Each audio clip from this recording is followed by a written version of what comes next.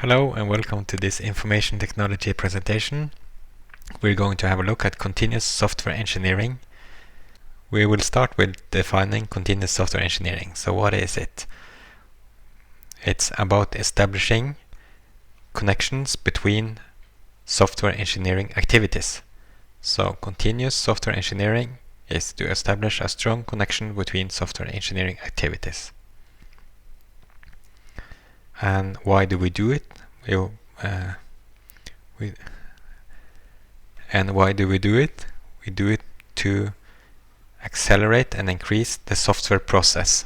So the software process has software activities. So why do we do it?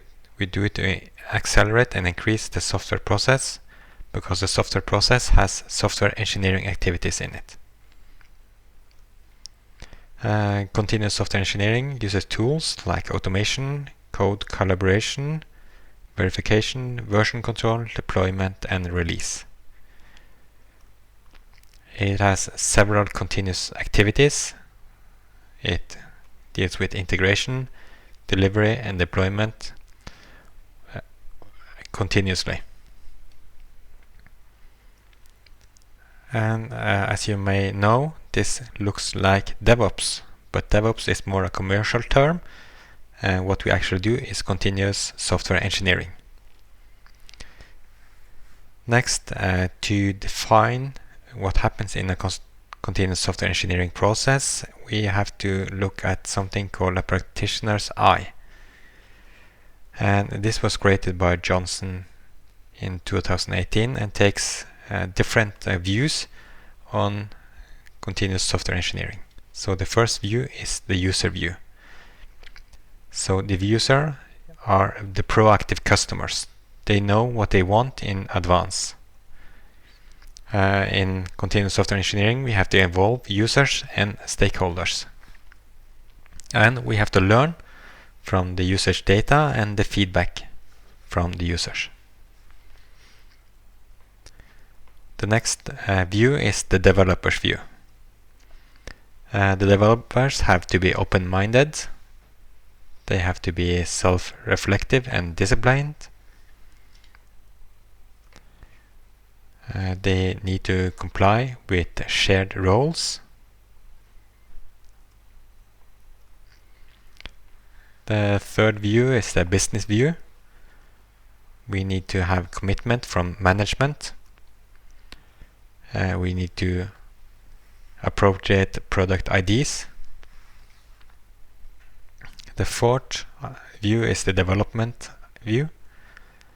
We are continuously developing and we need continuously to plan activities.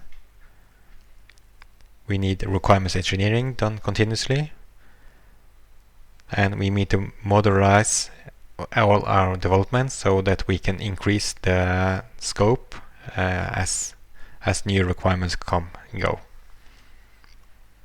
We need to focus on the features that we have in the applications we create.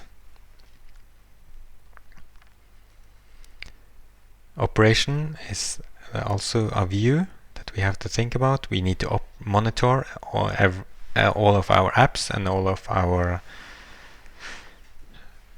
feedback from the customers. We need to use infrastructure that we can reuse, so we don't have two Kubernetes clusters, we only have one. We use Google Run. The setup has to be convenient, and the setup is not just the application but the IDE and how we roll out applications. The next is the code. We should in continuous software engineering use code reviews. So you will probably merge out a branch. So if your code is here on the main branch, if you take a merge, you create a new branch and you merge it in, and you will merge it in after a code review. And of course you may want to use or mob programming, where several people program at the same, and then you may not need the code reviews because it already is reviewed then. We need to have code coverage. We need to think about branching, the strategy, what type of strategy do we want for the branching, and version control like Git. And as I mentioned, code with me, mob programming. This is where two people create code together, where one codes and the other one reads the map. He or she will think ahead and look at the problems that will come and be prepared for them. Next is quality. We need to think that we want to have regular builds. So, for example, when we release a new, when we merge a new branch into main, we want it to be built. We want automatic testing. We don't want anyone to do manual testing. We want to use pull requests. So this is the branching strategy. And we want to do audits on the programs that we have. Okay, when it comes to software management, we need to use agile practices like Scrum or Kanban.